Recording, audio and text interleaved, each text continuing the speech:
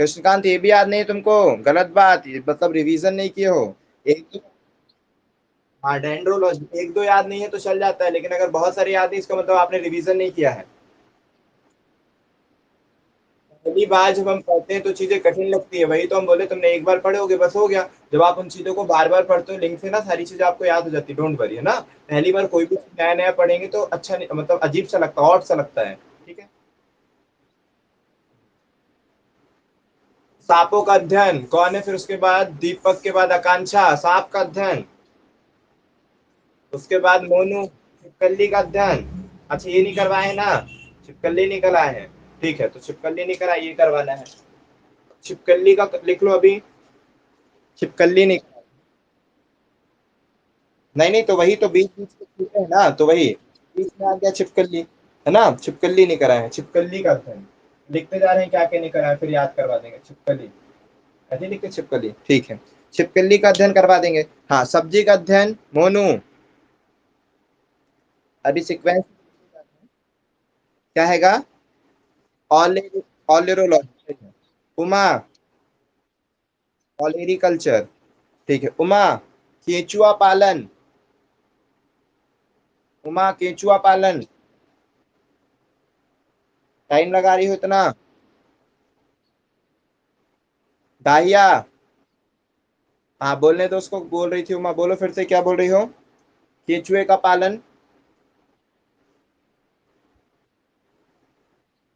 Vermi culture. बागवानी बताओ तुम्ही, बताओ बागवानी।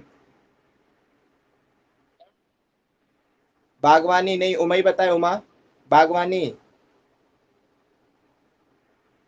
उमा बागवानी। पढ़ो, रिवीजन करो, वैसे कैसे काम चलेगा? अच्छा, अरे सॉरी, दाहिया। बागवानी। Very good. उसके बाद जल में पौधे उगाना, हवा में पौधे उगाना। जल में पौधे उगाना। ठीक है। हवा में हम तो मटेरियल प्रोवाइड कराते जाएंगे, और कोशिश भी यही रहेगी कि क्लास में ही याद कराएं। लेकिन अगर आप रिवीजन नहीं करेंगे तो मुश्किल है कि याद आपको एक बार में हो जाए, ठीक है, फिर दिक्कत होगी। और जो अभी याद हो जाएगा वो हमेशा याद रखेंगे, ये मान कर चलिए। छिपकली हो गया, जल में पौधे, हवा में पौधे उगाना, जल में पौधे उगाना। उसके बाद फिर क्या है? स्त्रियों में पाए जाने वाला ब्रेस्ट कैंसर कौन है? उसके बाद कौन? ये पटेल। आरक्षक बताओ। स्त्रियों में पाए जाने वाला ब्रेस्ट कैंसर, उसको किसके तहत पढ़ा जाता है? या उसकी, हाँ ठीक है, सुप्रिया। बिल्कुल, वेरी गुड, चलो। उसके बाद है पृथ्वी को छोड़कर अन्य ग्रहों व उपग्रहों में जीवन की संभावना ढूंढना। ठीक है। तो हम क्या बोल रहे हैं ये? पृथ्वी को छोड़कर लिख लेना है। पृथ्वी को छोड़कर, छोड़कर अन्य ग्रह में जीवन खोजना, खोजना।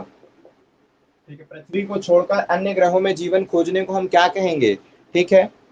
जीवन की संभावना ना, जीवन की संभावना जो खोजना है उसको हम क्या कहेंगे? जाने दो, अभी कराते हैं। ठीक है। उसके बाद है, ये तो करा दी। उसके बाद है नवजात शिशु को की 3 माह तक की आयु का अध्ययन।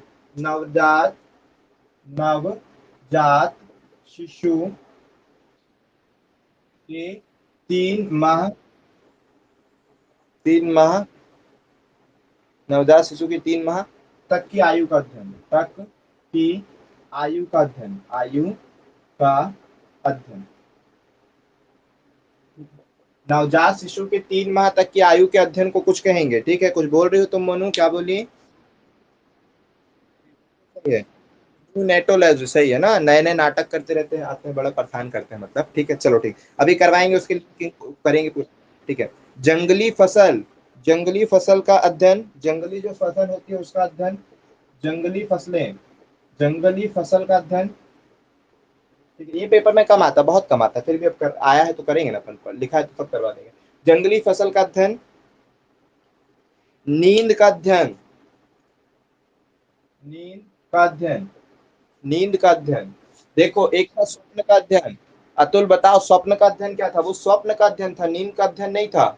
स्वप्न था। अतुल बताओ, स्वप्न का अध्ययन क्या था? उसके ऊपर कौन है? हाँ, क्या बोले, फिर से बोला रक्षक।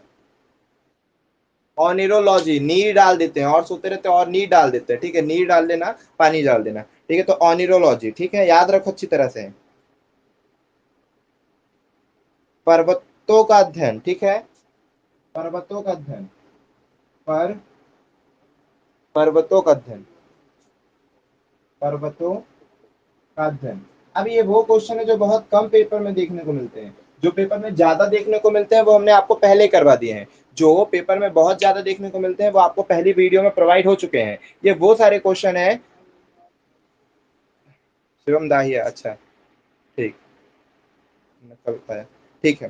तो पर्वतों का अध्ययन, उसके बाद क्या है फिर? हाँ, अब इसके बाद तो करवाए, जितने हमने पहली वीडियो में करवाए हैं संडे वाली क्लास में, वो सब पेपर में आए हुए क्वेश्चन और आने वाले क्वेश्चन है, रिपीटेड क्वेश्चन है। ये अब वो नए नए क्वेश्चन जो बहुत ही रियरली किसी एक आध पेपर में आ जाता है, हम उसको इंक्लूड कर लेते हैं, ठीक है। चलो, तो अभी देखो, खून का अध्ययन कौन बताएगा फिर से? कृष्णकांत बचा, बोलो खून का अध्ययन कृष्णकांत, अपने खून के लिए खून का अध्ययन बताओ कृष्णकांत। जी, गुड। उसके बाद हैगा स्वप्नों का अध्ययन, अतुल।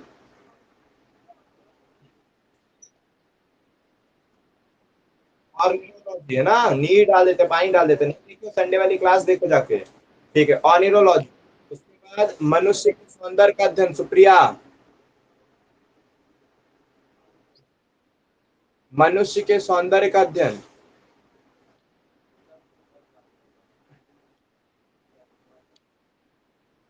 कैलोलॉजी, वेरी गुड, ठीक है। उसके बाद फिर क्या है? कैलोलॉजी, वेरी गुड। कोशिकाओं का अध्ययन, पटेल। आरक्षक, कोशिकाओं का अध्ययन। ये अनु कहाँ भगी है आज? पायल गायब है, अनु गायब है, इन लोग को न जाने क्या काम रहता है।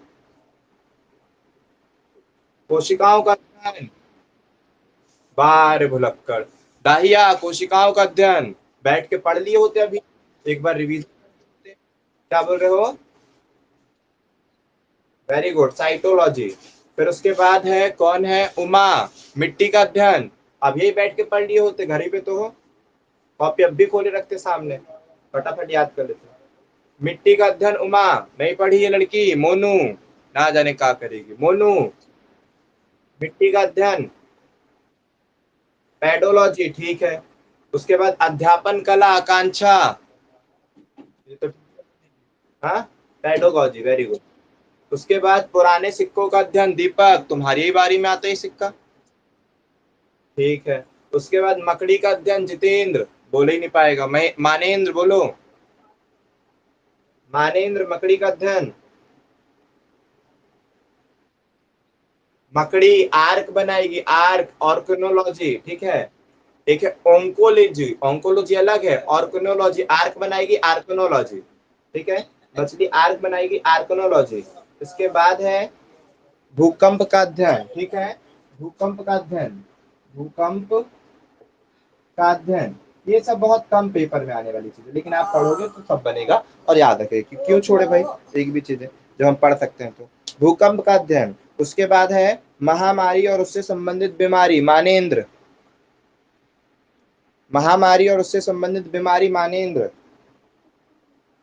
नहीं, दीपक, एपिडीमियोलॉजी, ठीक है। ओके, फिर उसके बाद है विभिन्न तापों का अध्ययन, ठीक है, विभिन्न तापों का अध्ययन, विभिन्न तापों का अध्ययन।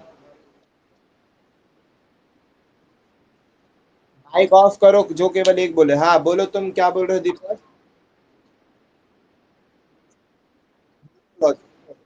मा मा मा एपिडीमियोलॉजी, विभिन्न तापों का अध्ययन, ठीक है। इसके बाद देखो, हो गया। हाँ,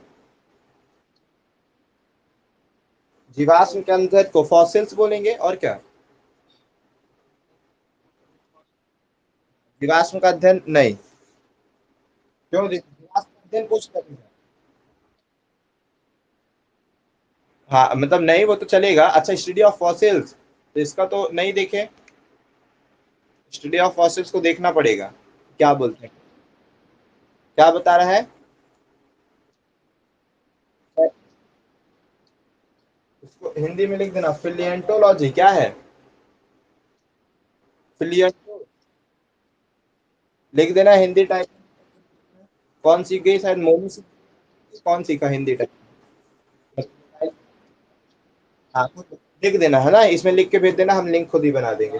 चलो, विभिन्न तापों का अध्ययन, समझ रहे हो, क्योंकि वो अभी हमने क्वेश्चन नहीं देखे होंगे, ठीक है, तो नहीं लिखे, हमने इंक्लूड ही नहीं किए, ठीक है। विभिन्न तापों का अध्ययन हो गया, समझ में आया। इसके बाद लिख लीजिए, विभिन्न तापों का अध्ययन हो गया। इसके बाद हड्डियों का अध्ययन, हड्डियों का अध्ययन तो आप जानते होंगे, जो डॉक्टर के पास जाते हैं हड्डियों वाले, उसको क्या बोलते हैं। हाँ वही है, हड्डियों का अध्ययन,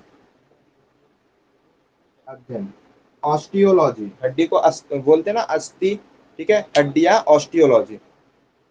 उसके बाद कैंसर का अध्ययन तो लिखवा चुके हैं, कौन बताएगा। दीपक के बाद कौन है, आकांक्षा, कैंसर, ऑन्कोलॉजी सही है। पैले पैलेनो पैलेनो पैलेंटोलॉजी, पैलेंटोलॉजी है, पैलेंटोलॉजी, पैलेंटोलॉजी कौन सा बताया, जीवाश्म का अध्ययन, जीवाश्म का अध्ययन, पैलेंटोलॉजी, पैलेंटोलॉजी, पैलेंटोलॉजी ठीक है, पैलेंटोलॉजी ठीक है, पैलेंटोलॉजी याद करवा देंगे। ओके, उसके बाद फिर आते हैं किसमें, हो गया जीवाश्म का अध्ययन, हड्डियों का अध्ययन। इसके बाद चलते हैं किस पे, कैंसर का अध्ययन, ठीक है, कैंसर का अध्ययन तो ऑन्कोलॉजी करवा दिए हैं। फिर उसके बाद हाथों से संबंधित अध्ययन, कौन है, आकांक्षा के बाद उमा, हाथों से संबंधित अध्ययन बताओ, हाथों से संबंधित अध्ययन बताओ उमा। नहीं, उमा को याद है, दाहिया, कायरोलॉजी, हाथ में हाथ रख के बैठा कायर कहेंगे, ठीक है, कायरोलॉजी। वृद्धावस्था से संबंधित, वृद्धावस्था से संबंधित, हाँ ठीक है, वैसे दाहिया उससे पूछ रहे थे, जाने दो, हो गया। पानी से रोगों की चिकित्सा, ठीक है, पानी से, कई लोग पानी से नहीं थेरेपी करते हैं, सारी चीजें, हर चीज पे पानी की थेरेपी करेंगे, मसाज करना पानी की, पानी के अंदर रख के हाथ को गर्म करना, फिर उसके बाद कुछ कुछ करना, तो जो पानी से थेरेपी करते हैं, ठीक है, पानी की थेरेपी, हाँ ठीक है, तो उसको अपन बोलते हैं एलोपैथी बोलते हैं, अगर अंग्रेजी दवा ले रहे हैं तो उसको अलग बोलेंगे, ठीक है। एलोपैथी होता है, होम्योपैथी होता है, ठीक, इसी प्रकार से हाइड्रोपैथी होगा, ठीक है, कि पानी से इलाज कर रहा है, हाइड्रोपैथी, ठीक है, पानी से इलाज करना, पानी से इलाज, तो क्या बोलेंगे, पानी से जो इलाज करने का रहेगा उसको किससे पढ़ेंगे अपन, हाइड्रोपैथी में पढ़ेंगे, ठीक है। तो हाइड्रो, हाइड्रो का मतलब ही होता है पानी, कहीं पर भी पानी अपन उसको जनरली हाइड्रो बोलते हैं, कहीं पर भी पानी हो तो अपन उसको हाइड्रो बोलते हैं, तो हाइड्रोपैथी होगा। इसके बाद, ठीक है, इसके बाद क्या रहेगा, पानी आया मतलब हाइड्रो तो होगा ही होगा, पानी से रोगों की चिकित्सा, पानी से इलाज, पानी से रोगों का इलाज, रोगों का इलाज, तो हाइड्रोपैथी। उसके बाद क्या है, नाड़ी या तंत्रिकाओं से, ठीक है, नाड़ी या तंत्रिका, तंत्रिका को इंग्लिश में क्या बोलते हैं, नाड़ी या तंत्रिका, नाड़ी या तंत्रिका अध्ययन, नाड़ी या तंत्रिका, न्यूरॉन्स बोलते हैं ना, तो न्यूरोलॉजी, इसमें नाम ही आएगा, न्यूरो नहीं बोलते, न्यूरॉन्स, ठीक है, तो न्यूरोलॉजी, ठीक है, न्यूरो सर्जन के पास जाओ, इसके पास जाओ, तो न्यूरो वही है और कुछ नहीं है, ठीक है, तो न्यूरोलॉजी। फिर इसके बाद है बीज का अध्ययन, बीज, बीज को क्या बोलते हैं, स्पर्म, ठीक है, स्पर्मोलॉजी, ठीक है, जो बीज होता है उसको बोलते हैं ना स्पर्म, तो स्पर्मोलॉजी, ठीक है, तो याद रखना कि क्या होगा उसमें, स्पर्मोलॉजी, बीज का अध्ययन, बीज का अध्ययन होगा, बीज का अध्ययन, स्पर्मोलॉजी, ठीक है, बीज का अध्ययन, स्पर्मोलॉजी। इसके बाद सारी चीजें खत्म हो गई कि नहीं। उसके बाद लिखा है सुलेखन का अध्ययन, सुलेखन का अध्ययन तो सुप्रिया बताएगी, बताओ सुलेखन का अध्ययन। उसके बाद फिर आकांक्षा, सुलेखन, सुलेखन का अध्ययन, सुप्रिया क्या बोलते हैं, सुलेखन, वो बहुत स्टाइलिश से नहीं लिखते हैं लोग, बहुत, हाँ बिल्कुल सही, कैलीग्राफी, ठीक है, बोलते हैं उसे कैलीग्राफी, बहुत अच्छे स्टाइलिश से लिखते हैं कैलीग्राफी। सुलेखन का अध्ययन, कि अच्छी तरह से लिखने को कैसा क्या है, सुलेखन का अध्ययन, कैलीग्राफी। फिर है पर्वतों का अध्ययन, हो गया ना? ओके, ठीक है। छिपकली, छिपकली की जब बात करेंगे, ठीक है, अब भी सारी कई वर्ड्स ना थोड़े से सिमिलर रहते हैं, तो इसीलिए जो उसकी मीनिंग समझाते, उसके बारे में समझाते, तो उसको थोड़ा सा अच्छी तरह से समझना है, ठीक है। अब बोलता है छिपकली, छिपकली क्या होती है, अपने घर के ना चारों ओर घूमती रहेगी, ठीक है। तो चारों ओर होती है, तो कैसे याद रखो छिपकली का, वैसे लिंक एक नहीं बताया, फिर भी अभी बना लो, ठीक है। छिपकली का क्या रहेगा, छिपकली जो दीवारों में रहती है तो वो चारों तरफ भाग जाएगी, ठीक है, चारों तरफ भागती रहेगी। तो इसी तरह का एक वर्ड आएगा कि कहीं पर भी भागती रहेगी छिपकली, कहीं भी भाग जाती है, तो सौरोलॉजी क्या होगा, सारोलॉजी, ठीक है। तो याद रखना छिपकली जो होगी सारोलॉजी, सारी दीवार में चिपक, सारी दीवार में घूमती रहती है, ठीक है। तो सारी तरफ रहेगी छिपकली, सारोलॉजी, सारोलॉजी, सारोलॉजी, ठीक है। छिपकली जो होगी सारी जगह मिल जाती है, कहीं पर भी आपको दीवालों दीवालों में देखने को मिल जाएगी, सारी जगह मिल जाएगी छिपकली, सारोलॉजी, सारी तरफ रहती है, ठीक है। तो छिपकली का क्या हो जाएगा, सारोलॉजी, अच्छी तरह से याद रखोगे। चलो उसके बाद क्या आएगा, जल में पौधे उगाना, जल में पौधे उगाना, जल जैसे ही आएगा हाइड्रो आएगा, पानी का मतलब भी होता है जल, और जल को ही बोलते हैं हाइड्रो। तो अगर कहीं पर भी जल अल है तो हाइड्रो तो आएगा ही आएगा।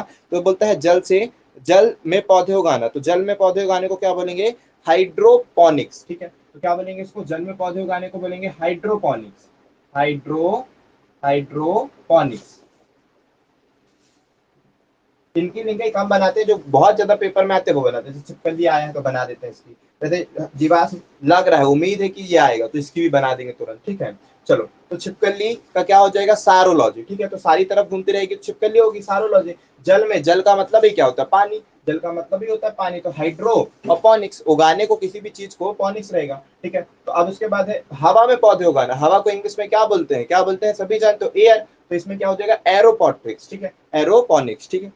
एरोपॉट्रिक दे रहा है, एरोपॉट्रिक, एरो कैसे लिखोगे भाई, एरो, एरोपॉट्रिक, ठीक है। तो याद रखो, ठीक है, जल में पौधे उगाना हाइड्रोपोनिक्स, और फिर हवा में पौधे उगाना एरोपॉट्रिक, ठीक है, दोनों याद रखना। हवा से एयर याद रखना, और जल से पानी याद रखना, एक बार पढ़ लेना याद हो जाएगा ये वाले। पृथ्वी को छोड़कर अन्य ग्रहों में जीवन का खोज करना, पृथ्वी को छोड़कर अन्य ग्रहों में जीवन की खोज करना। तो याद रखो हमारा ये मानना होता है कि वहां पर भी पहले जीवन था, तभी तो हम जीवन खोजने जा रहे हैं। हम ये मान रहे हैं कि किसी भी प्लेनेट में क्या होता है, जीवन था, फिर किसी कुछ चीजें हो जाने से, कुछ घटना हो जाने से, हजारों वर्ष, 50,000 वर्ष हो जाने से वहां पर जीवन का अंत हो जाता है, लेकिन वहां पर जीवन के कुछ लक्ष्य मिलते हैं, कुछ तथ्य देखने को मिलते हैं। अच्छा, जो चीज पुराना हो जाता है या जो चीजें पुरानी हो जाती है उसको क्या बोलते हैं, दीपक बताओ, जो चीजें पुरानी हो जाती है उसको क्या बोलते हैं अपन, बताओ क्या बोलते हैं, ठीक है, ओल्ड बोलते हैं। और भी कई चीजें पुरानी होती ना, ये मेरी पुरानी फ्रेंड थी, तो क्या बोलेंगे पुरानी फ्रेंड को, ओल्ड, बारे ओल्ड फ्रेंड, ठीक है। तो कोई भी चीज जब पुराना होता है ना, तो उसको मतलब जो ओल्ड रहता है तो उसको बोलते हैं जनरली एक्स, किससे डिनोट करते हैं, एक्स से डिनोट करते हैं। तुमको इतना नहीं पता दीपक, कोई बात नहीं, सीख लो। तो पुरानी जब रहती है ना तो उसको एक्स से डिनोट करते हैं, जहां पर हम समय बीता चुके रहते सारी चीजें। तो यहाँ देखो, तो पृथ्वी में पहले जीवन था, तो पहले मतलब कि पृथ्वी के अलावा भी कहीं जगह जीवन था ना पहले, ये माना जाता है, ये माना जाएगा कि पृथ्वी के अलावा भी कई जगह जीवन था, वहां पर भी जीवन थे, या वहां पर भी जीवन होने की संभावना होती है। तो इसीलिए हम उसको क्या बोलेंगे, अपने इधर को क्या बोलते हैं, अपन बोलते हैं ना बायो, पूरा बोलते हैं बायोलॉजी, अपन पूरा पढ़ेंगे कि बायो, अपने इधर पे बायोस्फीयर है पूरा बायो। तो वहां पर भी इसी तरह का वोकैब रहेगा, लेकिन वहां पर क्या आ जाएगा, एक्स आ जाएगा। तो याद करो, लिख लो अच्छी तरह से, एक्स बायोलॉजी, ठीक है। यहाँ पर क्या पढ़ेंगे, एक्स बायोलॉजी, कि अन्य ग्रहों में जीवन खोजना, x biology, x biology, x biology, कि अन्य ग्रहों में जीवन खोजने को बोलेंगे एक्स बायोलॉजी, ठीक है, अच्छी तरह से याद रखें।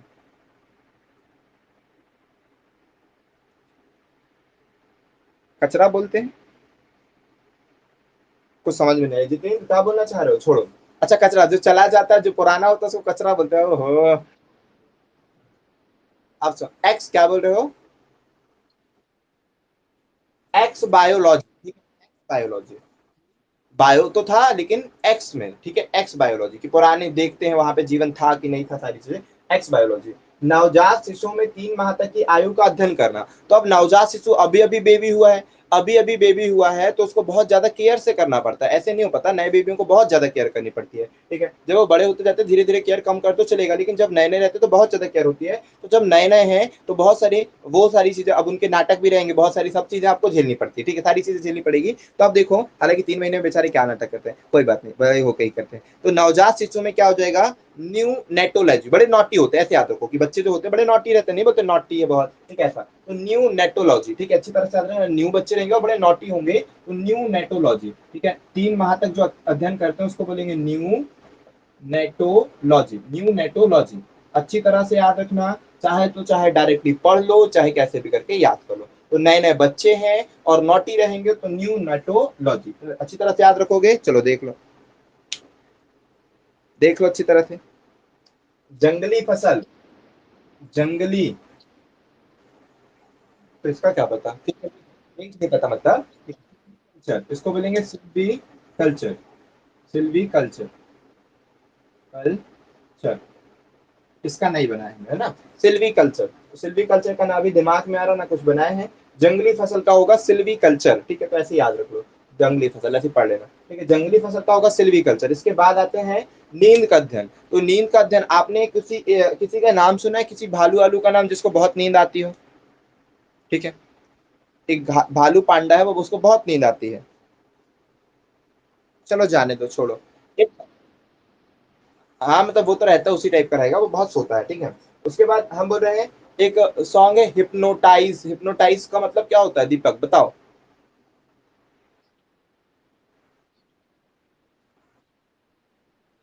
हाँ हिप्नोटाइज, हाँ आकांक्षा, बताओ हिप्नोटाइज का मतलब, तुम ही गाना जाओ। अरे वाह, वैसे ही कुछ, तो नींद उड़ा देना, बस में कर लेना, समझ रहे हो। तो नींद का अध्ययन, नींद का अध्ययन हिप्नोटाइज करती है ना, तो उसी से नाम याद रखो कि नींद का मतलब अपने बस में कर लेना एकदम। नहीं देखते हो कभी ऐसे ऐसे कुछ होता है तो नींद आने लगती है, तो नींद के बारे में अध्ययन कर, व्यक्तियों को नींद आएगी नहीं आती, कौन कितना सोना चाहिए, कैसे सारी चीजों का अध्ययन करना, नींद से संबंधित अध्ययन है वो कर। तो अब इसके नाम पे ही होगा हिप्नोटाइज, से याद रखो क्या रहेगा भाई। अच्छा इसका समय ज्यादा हो रहेगा, चलो ठीक है, हिप्नोटाइज के लिखना हिप्नोलॉजी, ठीक है, क्या हो जाएगा हिप्नोलॉजी। नींद के अध्ययन में क्या याद रखना, हिप्नोलॉजी। हिप्नोटाइज से याद रखना कि हिप्नोटाइज होता है व्यक्ति ऐसे चक्कर खाने लगता है, ऐसे हो जाता है एकदम, वो उसका माइंड हैक कर लेते हैं। चलो ठीक है, तो नींद का अध्ययन मतलब हिप्नोलॉजी, हिप्नोलॉजी, याद रखोगे ना हिप्नोलॉजी। जो भी चीजें काम की रहेगी वो सब याद करवा देंगे, ठीक है। नींद का अध्ययन करना हिप्नोलॉजी, हिप्नोटाइज कर देते हैं फिर ऐसे व्यक्ति वो होने लगता है, तो हिप्नोलॉजी। उसके बाद पर्वतों का अध्ययन, तो हम बोलते हैं अभी तो इतना ही चढ़ा है, अभी और चढ़ेंगे, ठीक है। वो नहीं बोलता जीतन राम मांझी का डायलॉग, बताओ कौन हैगा, कौन, मोनू बताओ, जीतन राम मांझी का डायलॉग। अरे जीतन राम मांझी, अरे ये सीएम और ये सब बन के, अरे दशरथ मांझी, दशरथ दशरथ मांझी, मोनू, मोजी मोनू, दशरथ मांझी का डायलॉग नहीं सुनी हो क्या, सुप्रिया, क्या पता क्या बोल रही है सुप्रिया, तुमने सुनी हो। अरे सुप्रिया तुमने नहीं सुनी, हमको तो उम्मीद ही नहीं थी, हमको लगा तुम सुनी होगी। अब कौन बताएगा, मानेंद्र। अच्छा दशरथ तोड़ेगा नहीं, ये तो मुंबई वाली लैंग्वेज में बोल रहे हैं, ठीक है, हमको दशरथ वाजी की लैंग्वेज में चाहिए। अतुल बताओ जरा, वो मुंबई वाली लैंग्वेज में बोल दिया। अतुल याद है, तुमने सुने हो। अच्छा नवाज ऐसे ही बोला था, हाँ वो ऐसे ही कुछ बोला था, जब तक तोड़ेंगे नहीं, इस तरह से बोलता रहा, ठीक है चलो। ठीक है, तो नवाज भाई का एक डायलॉग सुनना, बहुत अच्छा डायलॉग था वो, उसने जब अपनी उसकी फगुनिया के लिए पहाड़ तोड़ दिया, बताओ भला, बोलता पहले पगुनिया से था अब इस पहाड़ से है। चलो बहुत अच्छा था, मतलब बहुत ज्यादा ब्रेवली, मतलब किसी को बिलीव भी नहीं होगा कि छह हथौड़े से उतना बड़ा पहाड़ तोड़ देना, मतलब थोड़ा इम्पॉसिबल चीज है, तभी तो इतना नाम है। चलो ठीक है, इम्पॉसिबल चीजों को पॉसिबल करने के बाद, तो पर्वत, तो वो जो दशरथ मांझी था ना, वो पर्वत को क्या बोलता है कि जब तक तोड़ेंगे नहीं तब तक छोड़ेंगे नहीं, ठीक है। उसको बोलता है पहले हमें फगुनिया से प्रेम था, ऐसे कुछ डायलॉग मारता, बहुत अच्छा था, ठीक है। तो पर्वतों का अध्ययन, तो वो और तोड़ेगा, समझ लो कि वो मानेगा नहीं, और जब वो तोड़ने की बात आएगी तो पूरा तोड़ देगा और तोड़ देगा, ऐसा करता था। और अपन भी कभी पहाड़ पर चढ़ेंगे, कभी ऊंचाइयों पर चढ़ेंगे, तो सोचेंगे और ऊंचाइयों पर चले, और ऊंचाइयों पर चले, ठीक है। जब ऊंचाइयों में जाने में, तो और ऊंचाइयों पे जाओ, और थोड़ा चढ़ जाओ, और थोड़ा चढ़ जाओ, तो इसका जो नाम होगा ना, और थोड़ा चढ़ो, तो याद रखो ऑरोलॉजी, क्या रहेगा ऑरोलॉजी। एक था ओलेरी, ऑलेरी क्या, ऑलेरी सब्जी ले और, ठीक है। तो वो ऑलेरी कल्चर सब्जियों का अध्ययन है, जबकि यहाँ पर पर्वत पे और चढ़ और चढ़ और चढ़, तो पर्वत का होगा ऑरी, ऑरोलॉजी, ऑरोलॉजी याद रखोगे, ठीक है। ऑरोलॉजी अच्छी तरह से याद रखोगे ना कि ऑरोलॉजी पर्वत का अध्ययन होगा। लिंक जो हम बता रहे हैं उस पर फोकस करना है, बहुत सारे वर्ड्स आएंगे जो आपको कंफ्यूज करेंगे, ठीक है। तो पर्वत में क्या होगा, और चढ़ो और चढ़ो और चढ़ो, ठीक है। अभी और चढ़ो थोड़ा, और चढ़ो थोड़ा, पर्वत पे जाने के लिए ऐसे थोड़ी ना, तो और चढ़ना पड़ता है। तो पर्वतों का अध्ययन ऑरोलॉजी, और चढ़ो थोड़ा, ठीक है। ओके, तो आ रहा समझ में। इसके बाद क्या आ जाएगा, भूकंप का अध्ययन। सारी चीजें पहले तो इतना इतना पूछने क्या, नहीं लिखवाई देते हैं, पूरा लिखवा देते हैं, लेकिन एक बार लिंक से याद करना वरना कंफ्यूजन होगी। लिखना तो आपको किताब प्रोवाइड कराते हैं, आप नए नोट्स दे देते हैं, ठीक है। वो जो लिंक याद करवा रहे हैं, जैसी चीजें बता रहे हैं उसको सीखो, तभी ज्यादा अच्छी तरह से याद कर पाओगे लॉन्ग टाइम के लिए। भूकंप का अध्ययन, तो भूकंप का अध्ययन क्या होगा, तो याद रखना कि भूकंप की तीव्रता, दो क्वेश्चन आता है कि भूकंप की तीव्रता किससे नापी जाती है। क्वेश्चन आता है भूकंप की तीव्रता किसमें नापी जाती है, भूकंप के लिए जो स्केल यूज करते हैं उसको कौन सा स्केल बोलते हैं, ये कुछ कुछ क्वेश्चन आते हैं। तो वो जो भूकंप की तीव्रता होती है उसको किसमें नापते हैं, भूकंप की तीव्रता रिएक्टर से मापी जाती है, रिएक्टर, ठीक है। भूकंप की तीव्रता रिएक्टर से मापी जाती है कि इतने रिएक्टर का भूकंप आया था। जैसे अभी असम में भूकंप आया है, मैक्सिमम नेपाल पे भूकंप आया करते हैं, तो जहां पर भूकंप आते हैं ना, तो वहां पर जो भूकंप की तीव्रता है उसको रिएक्टर स्केल से मापी जाती है, रिएक्टर स्केल से मापी जाती है, ठीक है। उसको रिएक्टर स्केल से मापी जाती है। आपके लिए क्वेश्चन है, आज ढूंढकर ग्रुप में मैसेज कर देना कि भूकंप की तीव्रता में जो रिएक्टर से मापते हैं ना, तो रिएक्टर स्केल का पैमाना कहाँ से कहाँ तक होता है, रिएक्टर स्केल का पैमाना, ठीक है। ढूंढ के ग्रुप में आपको मैसेज करना है, पैमाना कहाँ से कहाँ तक का होता है। जैसे हमने नहीं बताए थे, सेल्सियस का पैमाना 0 से लेकर 100 तक होता है, केल्विन का पैमाना कहाँ से कहाँ तक होता है, 213 से लेकर 313 तक होता है। इस तरह की कुछ कुछ चीजें बताए हैं ना, तो यहाँ पर समझना है रिएक्टर स्केल का पैमाना कहाँ से कहाँ तक होगा, ठीक है। उसके बाद 213 बोले कि 273, क्या पता, देख। तो मतलब बताए ना सारी चीजें, जैसे कि सारी की सेल्सियस का, फ़ारेनहाइट का, ड्यूमर का, इन सब के स्केल के बारे में हमने बताए हैं कि कैसे कैसे क्या क्या चीजें करते हैं। तो तीव्रता, भूकंप की तीव्रता किसमें मापी जाती है, रिएक्टर स्केल से मापी जाती है, रिएक्टर स्केल से मापी जाती है। यूनिट रिएक्टर होती है। कितने क्या दीपा, एक से,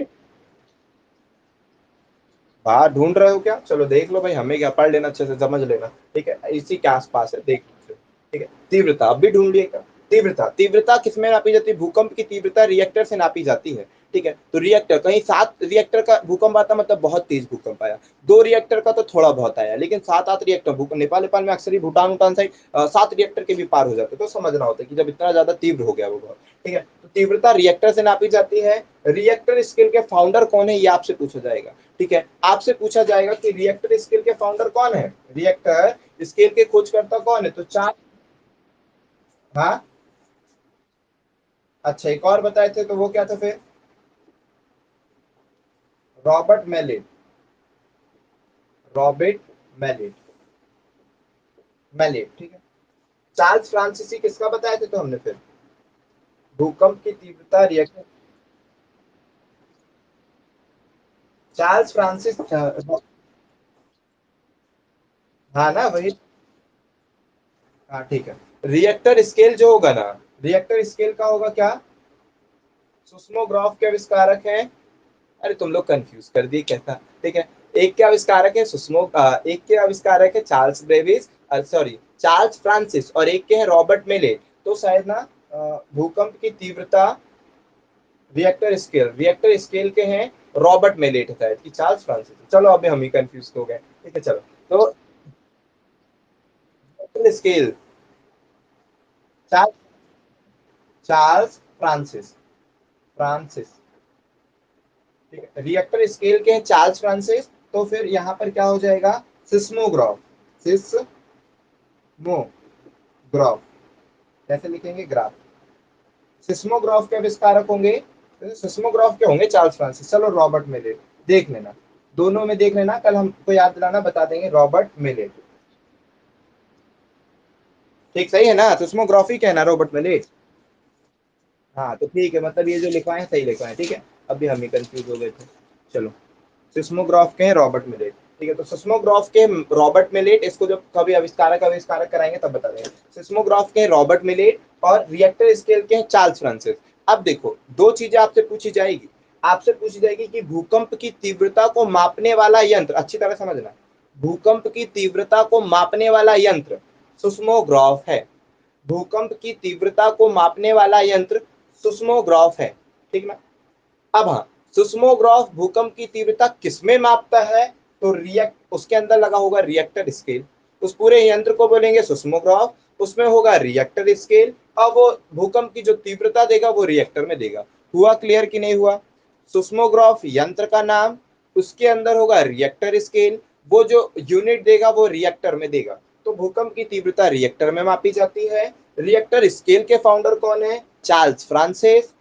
सिस्मोग्राफ जो यंत्र है उसके आविष्कारक कौन है? Robert millet. हुआ सभी को क्लियर? तीनों चीजें क्लियर हुई भूकंप के बारे में, ठीक है। इसका जो पैमाना है वो आपका काम है, ठीक है। रिएक्टर स्केल के आविष्कारक कौन है? Charles Francis.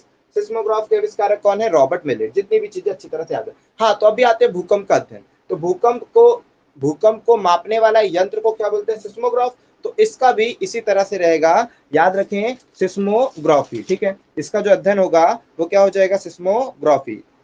भूकंप का अध्ययन हो जाएगा सिस्मोग्राफी। सिस्मोग्राफी, भूकंप का जो अध्ययन करते हैं उसको सिस्मोग्राफी कहा जाएगा। तो अच्छी तरह से याद रखना कि भूकंप का अध्ययन क्या कहलाएगा? सिस्मोग्राफी कहलाएगा, ठीक है। चलो, उसके बाद और क्या बचा है भाई? विभिन्न तापों का अध्ययन। विभिन्न तापों का अध्ययन को समझो कैसी क्या चीज होगी, तो हो गया सिस्मोग्राफी। विभिन्न ताप आपने सुना है, जिसने भी 11th 12th में मैथ्स लिया होगा, जो भी पढ़ा होगा थोड़ा बहुत, वो इतना जरूर जानता होगा कि विभिन्न तापों का। आपने एक बात सुनी होगी, क्या सुनी होगी, कि अभी जो अपन अपने घर की गाड़ियां चलाते हैं, तो अपने अपने घर की गाड़ी और अमेरिका की गाड़ी में कोई अंतर होगा कि नहीं होगा? बताओ बताओ, कोई थोड़ा बहुत नॉलेज होगा तो बताओ कि अपने गाड़ी में क्या अंतर है। जो अपनी क्या होती है? सीट। हाँ हाँ, ये तो दाहिया को कुछ अच्छा पता है। चलो और ठीक, दाहिया सही बोले। और कुछ? ये भी सही बोला है। अपने इधर क्या होता है, राइट साइड से चलते हैं ना उन लोग, मतलब लेफ्ट साइड उनके साइड रहता है, ठीक है। हाँ, ये भी सही बोला, लेकिन और अंतर पूछ।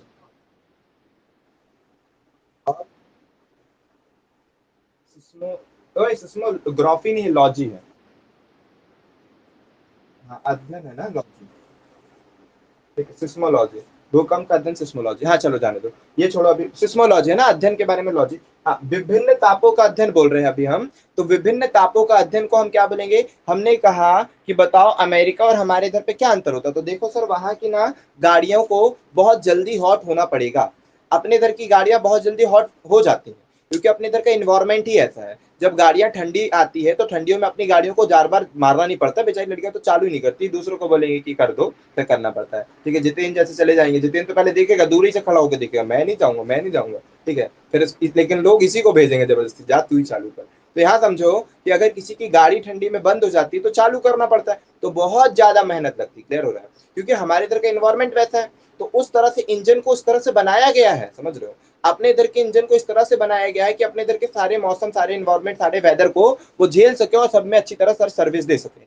लेकिन आप जानते हैं कि फॉरेन में तो हमेशा ठंड बनी रहेगी। कई ऐसे प्लेस है जहां पर हमेशा ठंड बनी रहेगी। तो जहां पर अब हमेशा ठंड बनी रहेगी, वहां पर इंजन को इस तरह से बनाया जाएगा कि वो ठंड में भी चले। क्लियर हो रहा है कि नहीं हो रहा है? आ रही बात समझ में? क्या समझाना चाहते हैं कि वहां के इंजनों को अगर ऐसा बना देंगे कि भाई एक किक में स्टार्ट, मतलब कि एक किक में तो होनी है वहां पे, तभी ना लेगा कोई। लेकिन हम कह रहे हैं कि वहां के इंजनों को इस तरह से मॉडिफाई, अपने इधर के इंजनों को सब चीज देखना पड़ेगा कि गर्मी में भी वो अच्छी सर्विस दें। हो सकता है कहीं वो इतने गर्म ना हो जाए कि फट से एक ही बार मारने थे कुछ हो जाए, समझ रहे हो? तो वो सारे टेम्परेचर को सहे, गर्म में भी अच्छी सर्विस दे, ठंड में भी अच्छी सर्विस दे, बरसात में भी अच्छी सर्विस दे। तो इस तरह से इंजनों को बनाया जाता है। वहां पर भी ऐसा करा जाएगा, ठीक है। एक तो इंजन की क्वालिटी में, और ऊपर दूसरा उनके पेट्रोल में, उनके पेट्रोल में ग्लिसरीन की मात्रा बना दी जाती है, ठीक है। शायद ग्लिसरीन है कि कुछ मिलाया जाता है उसमें, ठीक है, ग्लिसरीन ही जहां तक मिलाया जाता है, ठीक है, कि उसका क्वथनांक कम हो जाए, उसका हिमांक बढ़ जाए। इस तरह की चीजें की जाती है ताकि वहां पर जल्दी से फ्यूल बर्न हो। क्योंकि फ्यूल बर्न करना है मेन इंजन का कुछ से ज्यादा कॉन्सेप्ट है फ्यूल बर्न करने का। तो इंजन को भी नाम थोड़ा बदल जाएगा, लेकिन फ्यूल बर्न करने का कॉन्सेप्ट मेन है कि वहां पर ठंड में भी जल्दी फ्यूल बर्न हो। अपने इधर पे ठंड में जल्दी फ्यूल बर्न नहीं होता, तो बार बार किक मारना पड़ता है कि फ्यूल बर्न हो, फिर जल्दी से इंजन गर्म होगा, इंजन गर्म होगा तो जल्दी से फ्यूल बर्न होगा, ठीक है, कि पूरा वो। तो वहां पर भी ऐसी चीजें मिला दी जाएगी या तो फ्यूल में कि जल्दी से बर्न हो जाए। तो ठीक इसी प्रकार से इंजन में थोड़ा तो डिफरेंस समझ में आया ना कि सर यहाँ से वहां पर इंजन होता है। तो यहीं पर विभिन्न तापों का अध्ययन, अलग अलग ताप का अध्ययन करना, तो ये नहीं समझाना चाहते, अभी हम कुछ और समझा रहे हैं, ये तो हम करवा देंगे। अब एक बात आ रहे हैं, आपसे क्वेश्चन आएगा कि सैटेलाइट में यूज करे जाने वाले इंजनों को क्या कहा जाएगा। जो ऊपर सैटेलाइट, क्योंकि ऊपर जाएंगे जब, तो ऊपर तो टेम्परेचर बहुत ज्यादा ठंडा रहेगा।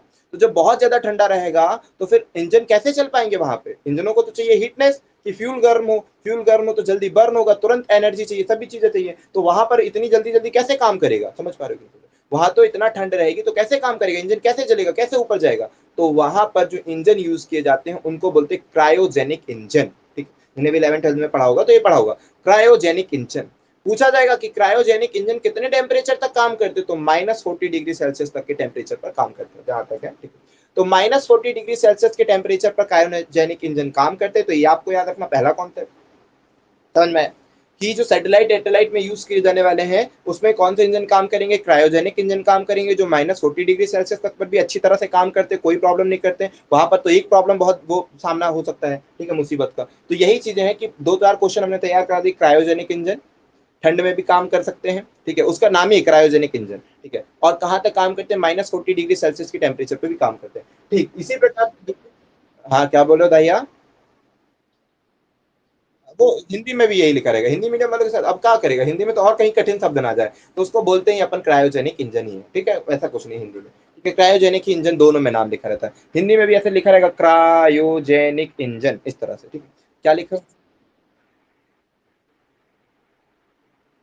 अच्छा अच्छा, जितेंद्र बोलता मेरे में मजाक क्यों बनाते हो, मोनू से सीखो। मोनू बोलती है कि सर मेरा छोटू है उसको भूलना मत, उसको याद रखा करो, ठीक है। मोनू बताओ छोटू को। विभिन्न तापों का अध्ययन, तो विभिन्न तापों का अध्ययन क्लियर हुआ, तो इसमें भी नाम भी ना इसी तरह से आएगा क्रायोजेनिक है ना, तो इसमें लिख लेना है आपको, ठीक है, इसी तरह से आएगा। तो वो क्रायोजेनिक इंजन होते, ये होगा कायोजेनिक्स, बस हो गया है ना, इंजन इंजन नहीं है, कायोजेनिक्स, कायोजेनिक्स, सब याद रखना है। विभिन्न तापों के जो अध्ययन होता है उसको कायोजेनिक्स बोलते हैं, ठीक है, कि कायोजेनिक्स। तो कायोजेनिक्स विभिन्न तापों का अध्ययन कायोजेनिक्स कहलाता है। हड्डियों को तो आप जानते हो ऑस्टियोलॉजी, ठीक है, तो इसमें हो जाएगा ऑस्टियोलॉजी, ऑस्टियोलॉजी, ऑस्टियो बोलते हैं ना उसको, हड्डी को बोलते हैं ऑस्टियो, तो ऑस्टियोलॉजी, ठीक है। याद रखोगे, बनेगा, सारी चीजें आपकी पढ़ी पढ़ाई रहेगी, काफी चीजें, मतलब यहाँ पर लिंक हमने कम जनरेट किया है, काफी चीजें आपको नॉलेज देने के बाद आपको बता दिया कि आपको ऐसे याद रखना है, ठीक है। जैसे यहाँ पर है कि पर्वत में और चढ़, तो ऑरोलॉजी हो गया, लेकिन भूकंप के बारे में ऐसा कुछ बताया नहीं, बस भूकंप के सारे डिटेल्स बता दिए और उसके बारे में बता दिए, ठीक है। विभिन्न तापों का अध्ययन क्या होगा हमने बताया, विभिन्न तापों को कैसी का कॉन्सेप्ट है, उसके कायोजेनिक्स बोला जाएगा। हड्डियों को आप सभी जानते हो कि ऑस्टी बोलते हैं, तो ऑस्टियोलॉजी हो जाएगा। जीवाश्म, जीवाश्म में आते हैं, ठीक है। जीवाश्म का अध्ययन क्या लिखा है, हो पैलेंटोलॉजी। तो देखो, देखो, जब कोई व्यक्ति चला जाता है तो उसको क्या बोलते हैं, महेंद्र, मानेंद्र बताओ। मानेंद्र, कोई व्यक्ति चला जाता है तो उसको क्या बोलते हैं, क्या क्या बोलते हैं बताओ, क्या बोलते हैं। अच्छा आदमी था, अच्छा अच्छा आदमी था, ओ माय गॉड, अच्छा आदमी था, हाँ हाँ सही बात है, ये अच्छा आदमी था, हाँ कोई चला जाता तो। और मतलब चले जाने को क्या बोलते हैं, बिल्कुल सही है, जब कोई चला जाता है। पलायन, वेरी गुड, ठीक है। अच्छा वो नाम पढ़कर समझने लगी सर क्या बताना चाहते, क्या पूछना चाहते, भावनाएं समझने लगी है लड़की, वरना इतनी जल्दी ऐसे पलायन नहीं बोल पाती, ठीक है। पढ़ ली होगी तो समझ गई होगी आखिर बताना क्या चाहते हैं, ठीक है। चलो कोई बात नहीं, तो बिल्कुल सही आप बोलते हो ना कि मृत्यु हो गई, नहीं रहे, ठीक है, सरलोक सधार गए, परलोक चले गए, ठीक है, दूसरे लोग चले गए, और ऐसे बहुत सारे नए नए वर्ड होते हैं। और कई लोग उसको पलायन वर्ड यूज करते हैं, ठीक है, काफी लोग ने सुना होगा पलायन, ठीक है। अब पलायन क्या होता है, पलायन का साइंस में क्वेश्चन आएगा, पलायन का साइंस में क्वेश्चन आएगा और आप लोगों में पूछा जाएगा पलायन, यही तो होता है। फिर अब ये सारी चीजें नहीं पढ़ोगे तो फिर लगेगा कि अरे सर ऐसी ऐसी चीजें पूछ लेते जो हमने पढ़े नहीं साइंस में, ठीक है। कईयों का ये भी डाउट आता है कि सर साइंस में ऐसी चीज पूछ लेता, पढ़े नहीं हमने। तो यही सारे नए नए शब्दों को जब देखोगे, सारी चीजों को पढ़ोगे तो सब चीज नॉलेज में रहेगा और फिर सारी चीजें बनेंगी। पलायन भी, इसको इंग्लिश में बोलते हैं, क्या बोलते हैं, कौन सी वेलोसिटी, स्केप वेलोसिटी शायद होता है, ठीक है, स्केप वेलोसिटी, स्कैप ही होता है क्या? सुने हो क्या स्कैप वेलोसिटी? ये जितने भी इंग्लिश मीडियम, हाँ स्कैप ही सुने हो ना? स्कैप बोलते कि कुछ और बोलते हैं, हमको याद तो स्कैप ही आ रहा है कि स्कैप वेलोसिटी। चलो जाने दो, देख लेना। पलायन वेग होता है, तो पलायन वेग का मतलब क्या होता है वो समझो। पलायन वेग वह वेग होता है जिस वेग से किसी वस्तु को पृथ्वी से फेंक देने से, फिर से सुनो, पलायन वेग वह वेग होता है, वो स्पीड है जिस स्पीड से आपने किसी वस्तु को फेंका है और फिर वो वस्तु पृथ्वी पर दोबारा नहीं आ सकती, उस वेग को बोलते हैं पलायन वेग। ऐसे वेग से फेंक दो कि वो पृथ्वी पर दोबारा ना आ पाए, वो पलायन वेग कहलाता है। तभी जनरली लोग उस वर्ड को पलायन बोलते हैं कि अब वो व्यक्ति पलायन कर चुका है, अब वो दोबारा नहीं आने वाला। ठीक है, तो उस वेग को पलायन वेग बोलते हैं। ऐसा नहीं कि वो व्यक्ति इस स्पीड से गया, नहीं नहीं, उस वर्ड को, वर्ड का मतलब कई बार पूछा जाएगा, कई बार पूछा जाएगा कि पलायन का अर्थ होता है, तो पृथ्वी से चले उस वेग से, पलायन वेग का अर्थ होता है तो वह वेग जिस वेग से किसी वस्तु को फेंकने पर वह वस्तु दोबारा पृथ्वी पर नहीं आ सकती, उसे बोलते हैं पलायन वेग। हुआ क्लियर कि नहीं हुआ? कॉन्सेप्ट क्लियर हुआ कि पलायन वेग क्या होता है? पलायन वेग का मतलब होता है वह वेग जिस वेग से किसी वस्तु को फेंकने पर वह वस्तु दोबारा पृथ्वी पर ना आए, उसे पलायन वेग कहते हैं। पलायन वेग साइंस का क्वेश्चन है। पलायन वेग का मान होता है 11.2 किलोमीटर। ओहो, हमने क्यों बोले, तुम ही लोग से पूछ रहा था, कोई बात नहीं, किलोमीटर पर सेकंड। पलायन वेग का जो साइंस में मान होता है, साइंस, अच्छा साइंस ही तो पढ़ा रहे, तो साइंस ही तो बता रहे हैं, ठीक है। तो पलायन वेग का जो मान होता है वो होता है 11.2 किलोमीटर पर सेकंड। मतलब इतनी तेज फेंको, 11.2 किलोमीटर एक सेकेंड में चले जाए। सोच लो, एक सेकेंड में इतना, मतलब कोई सैटेलाइट छोड़ी जाती है तो पलायन वेग से ही छोड़ी जाती है, कोई सैटेलाइट छोड़ी जाती है ना तो पलायन वेग से ही छोड़ी जाती है कि वो पृथ्वी को पार कर जाए। एक सेकेंड के अंदर इतनी स्पीड बनाएंगे कि 11.2 किलोमीटर से ऊपर हो, कम नहीं होनी चाहिए, ऊपर हो या इतनी हो तो भी वो पृथ्वी को छोड़कर चली जाएगी। तो इस स्पीड से किसी वस्तु को फेंकोगे तो वो पृथ्वी पर दोबारा नहीं आने वाली। ठीक है, मान लो किसी गेंद को भी अगर आपने इतनी स्पीड से फेंक दिया, वो दोबारा नहीं आने वाली। हुआ कॉन्सेप्ट क्लियर कि नहीं हुआ? मोनू जी बताओ। चलो, हुआ क्लियर हो गया। पलायन वेग का मतलब होता है 11.2 किलोमीटर पर सेकेंड। एक सेकेंड में इतने किलोमीटर फेंकोगे तब जाकर आपकी स्पीड अच्छी है, तो इतना कहाँ अपन फेंकते, ठीक है, अपन तो फेंक ही नहीं पाएंगे। ओके, तो समझ गए। तो जीवाश्म का अध्ययन, जीवाश्म का मतलब कोई चीज चले जाता है, चले जाने का मतलब जीवाश्म जाना, जीवाश्म दूसरा होता है लेकिन अपन इसको दूसरे से याद कर लेते हैं, पैलेंटोलॉजी, प्लांटो। ठीक है, तो पलायन हो जाता है तो जीवाश्म बन जाता है, ऐसे याद रखो, चले जाते हैं तो जीवाश्म बन जाते हैं। तो पलायन हो जाना, चले जाना, जीवाश्म बन जाना, तो क्या बोलेंगे? पलायन से याद रखो पैलेंटोलॉजी। ठीक है, या फिर और किसी से बोलोगे, और किसी से याद करा देंगे। ठीक है, वैसे पलायन से याद रखो कि जीवाश्म बन जाना मतलब चले जाना, पैलेंटोलॉजी। हाँ पटेल जी कुछ बोल रहे हो आप? वो तो जीवाश्मों का अध्ययन करने का है, वो कि वो जीवाश्म का अध्ययन, जीवाश्म कितने साल पुराना था, कितना सील है। वो तो कार्बन 14 एक टाइप है कि भाई उससे ये क्या किया जाता है, समस्थानिक रहेगा, जिससे ये पता किया जा सकता है कि भाई किसी भी जीवाश्म की आयु कब तक की है। मान लीजिए आपके गांव में किसी गैया की हड्डी डली है, तो अब तुम लड़ रहे हो आपस में कि नहीं ये गैया की हड्डी है, कहीं इसकी हड्डी है, मानव की हड्डी है, तो C14 के द्वारा उस हड्डी में चेकअप, मतलब जांच की जाएगी और उससे पता लगाया जाएगा कि हड्डी कितने वर्ष पुरानी है। उस हड्डी के बाद, और फिर उसका तो और भी, आज तो और भी साइंस डेवलप हो चुका, बहुत सारी चीजें बता सकता है, कैसी थी वो, मोटी थी, पतली थी, क्या थी, कौन कौन से रोग, काफी चीजों से बताया जा सकता है। लेकिन जो C14 का यूज किया जाता है वो जनरली आयु ज्ञात करने के लिए किया जाता है, किसकी? जीवाश्म की।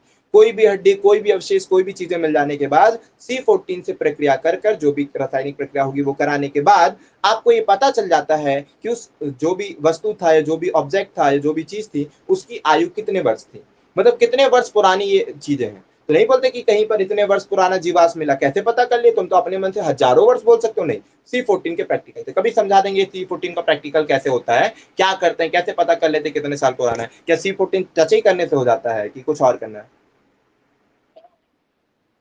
क्या चीज? मिट्टी? अच्छा, एक होता है कार्बन 14, कार्बन 14 को ही C14 बोलते हैं। ठीक है, उसको जीवाश्म से भी हो सकता है, मिट्टियों का भी हो जाता है। ठीक है, पेड़ पौधों के लिए रहेगा यूरेनियम, पेड़ पौधों के, अरे सॉरी, पत्थरों के लिए रहेगा यूरेनियम डेटिंग मेथड। दो मेथड होते हैं, एक होता है C14 डेटिंग मेथड, एक होता है यूरेनियम डेटिंग मेथड। ठीक है, पत्थरों के लिए generally uranium dating method use होता है, जीवाश्मों के लिए C14 का यूज होता है। और कुछ पटेल जी? चलो ठीक, ओके, नेक्स्ट क्वेश्चन पर चलते हैं। ये सारी चीजें, हाँ ये सब चीजें तो हो गया ना, जीवाश्म का मतलब पलायन मतलब पैलेंटोलॉजी। ठीक है, ओके, पैलेंटोलॉजी। या फिर ऐसे याद रख लो कि जीवाश्म जो रहते हैं वो प्लेनेट में ही रह पाते हैं, मतलब कोई भी, अब तो कहीं पे भी अर्थ ही में रहेगा ना, तो प्लेनेट में रहना पैलेंटोलॉजी, कैसे भी करके आपको याद हो जाना चाहिए कि प्लेनेट में ही रहना, कोई भी अगर जीवाश्म बनेगा तो प्लेनेट में रहेगा, प्लेनेट से बाहर थोड़ा चलेगा, तो प्लेनेट में रहना पैलेंटोलॉजी, जैसे भी याद रखना। चलो यहाँ देखो, पानी से रोगों का इलाज करना, पानी से लोगों का इलाज करना, तो हमने बताया था एक होता है एलोपैथी। एलोपैथी का मतलब क्या होता है मोनू बताओ। उसके बाद, अच्छा, सफेद सफेद दवाइयाँ खाते हैं, ठीक है, तो उसको बोलेंगे क्या, सुप्रिया? बिल्कुल सही बोली है, सफेद सफेद दवाइयों को एलोपैथी बोलते हैं। चलो, हाँ सुप्रिया, एलोपैथी नहीं पता सुप्रिया? दीपक, सत्येंद्र नहीं है, नहीं तो सत्येंद्र बताता। उसके, अच्छा सत्येंद्र नहीं बता पाएगा, तो वही बता पाएगा। Okay, Dahiya, allopathy. अरे, ये भी, अभी अभी किसका, उसकी भाभी का जन्मदिन था, किसका था? किसी यूनिवर्सिटी। अच्छा चलो ठीक है, तो एलोपैथी एक होता है, एलोपैथी एक होता है, होम्योपैथी और एक होता है, और कौन सा था ये, पानी से रो, पानी का अलग करो। एक होता है एलोपैथी, अंग्रेजी दवाओं से जो इलाज होता है उसको अपन एलोपैथी बोलते हैं। अंग्रेजी दवाओं से मतलब जो अपन मेडिसिन लेते हैं, पैरासीटामोल और भी जितनी भी अंग्रेजी दवाएं हैं, इसको जो अपन लेते हैं इसको बोलते हैं एलोपैथी। एक होता है होम्योपैथी, होम्योपैथी में जो तुम्हारी सफेद सफेद दवा थी ना मनुआ, जो गोल गोल थी दवा थी, उसको बोलते हैं होम्योपैथी, समझ रहे हो? तुमने उसको एलोपैथी में डाल दी। एलोपैथी का मतलब होता है अंग्रेजी दवाएं जो अभी हम खाते हैं, जनरली बुखार सर्दी, ये इसको बोलते हैं एलोपैथी। और होम्योपैथी वो छोटी छोटी जो दवाई देते हैं, वो जहां पर जाते हैं वो होता है होम्योपैथी। और अब ये वाला भी कोई ना कोई पैथी होगा, ठीक है, एक तो आयुर्वेदिक अलग है, वो आयुर्वेदिक अलग हो जाता है, ठीक है। आप बताइए ये वाला पैथी कौन सा है जो पानी से कर रहा है, तो इसको बोलेंगे हाइड्रोपैथी। पैथी का मतलब एक तरीका होता है, एक नियमों को पालन करना। तो पानी से रोगों का इलाज करना हाइड्रोपैथी हुआ। Mono clear? वो छोटी छोटी दवाई किसमें देते हैं, छोटी छोटी दवाई हाथों में दे देते हैं और उसको खाना पड़ता है ऐसा। क्या होता है? पतंजलि बोलते हैं, वाह रे जितेंद्र बा, अच्छा हाँ हाँ, आयुर्वेदिक दवाई को पतंजलि बोलते हैं, वाह जितेंद्र बा, आयुर्वेदिक दवाई को पतंजलि बोल देते हैं, ठीक है, बाबा रामदेव। ठीक है, चलो यहाँ नाड़ी या तंत्रिका अध्ययन, तो तंत्रिकाओं को बोलते हैं न्यूरॉन्स, तंत्रिकाओं को मतलब जो तंत्रिका होती है उसको बोलते हैं ना न्यूरॉन, न्यूरॉन, ठीक है, तो तंत्रिकाओं का अध्ययन न्यूरोलॉजी, ठीक है, इसमें क्या हो जाएगा, नाड़ी और तंत्रिका का जो, क्या किसको, न्यूरो, किसको, न्यूरॉन्स, इसको तंत्रिका को बोलते हैं न्यूरॉन्स ना, नर्वस सिस्टम बोलते हैं इसको, क्या बोलते हैं, नर्वस सिस्टम ही शायद बोलते हैं, नर्वस सिस्टम बोलते हैं, तो न्यूरोलॉजी समझ में आ रहा है, ठीक है, नर्वस सिस्टम बोलते हैं न्यूरोलॉजी। अब बीज, बीज को हमने बताए थे स्पर्म, ठीक है, तो स्पर्मोलॉजी, इस बीज के अध्ययन में क्या होगा, बीज जो रहेगा वो स्पर्म कहलाएगा, तो स्पर्मोलॉजी, ठीक है, तो बीज के अध्ययन को क्या बोलेंगे, स्पर्मो, स्पर्मोलॉजी, स्पर्मोलॉजी अच्छी तरह से याद रखना, ठीक है, स्पर्मोलॉजी, स्पर्मो ऐसा होगा, ठीक है, स्पर्मो, स्पर्मोलॉजी अच्छी तरह से याद रखोगे कि बीज के अध्ययन को क्या बोलेंगे, स्पर्मोलॉजी, ठीक है। अब यहाँ पर आओ, सुलेखन का अध्ययन, सुलेखन का अध्ययन तो अभी बताए थे, क्या बताई थी आकांक्षा बताओ, बोलो, हाँ, सुलेखन का अध्ययन करना, तो इसको बोलते हैं कैलोग्राफी, ठीक है, कैलीग्राफी, क्या बोलते हैं, कैली की कैलो, कैलीग्राफी, ठीक है, नहीं, बेस्ट हैंड राइटिंग, समझ रहे हो, study of best hand writing, ठीक है। और क्या बोल सकते हैं, सुलेखन ना, मतलब अच्छे सजा सजा के लिखना, नहीं देखो कभी की पार्ट क्या लिखते हैं मस्त सजा के, अगर बी भी लिखना ऐसा स्टाइलिश बना देंगे बी, पूरा ऐसा ऐसा, क्या उसको क्या, ठीक है, वही वही वाला है, जो पेन एन से नहीं लिखते ऐसा फटाफट, वो वाले पेन से, वही है, ठीक है, तो इतना इनफ है, इतना कर लिए बहुत है। फिर भी कई बार रियल, क्या बोल रहे हो? नहीं कुछ बताए नहीं, वो बता रहे हैं कि वैसे ही लिखते हैं, वही उसी को बोलते हैं। अच्छा वो वाला पेन,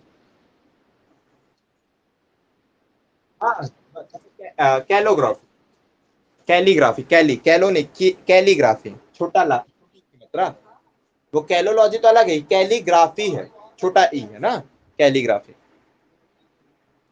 ठीक है, इनफ है, स्टडी स्टडी बन जाएगी आप सभी से। तो इतना इनफ है भाई, इसके बाहर की चीजें बहुत कम देखने को मिलेगी। ये सारी चीजें भी याद रख लेना, कैसी क्या चीजें हैं, पूरी पेपर में पूछी जाने वाली चीजें तो हमने प्रोवाइड करा दी। और ये सारी चीजें है ना, जीवाश्म का अध्ययन, पैलेंटोलॉजी। ओके, अब इसके बाद क्या याद करवाना था, और कुछ करवाना था, लेकिन इनफ है भाई आज का समय। अभी 5 बजे भी अपन को आना है, कॉल कर देना, ठीक है। चले, आज लगाना है ना। हाँ ठीक है, आ जाना सभी कोई 5 बजे, हमको भी उठा देना 5:10 के अंदर, अगर हम नहीं आ पाए तो। ठीक है ना। ओके ओके ठीक। चलिए चले। ओके चलिए, जय हिंद। ओके, जय हिंद, जय हिंद, ठीक। हम्म। सत्येंद्र, पतंजलि। Okay bye.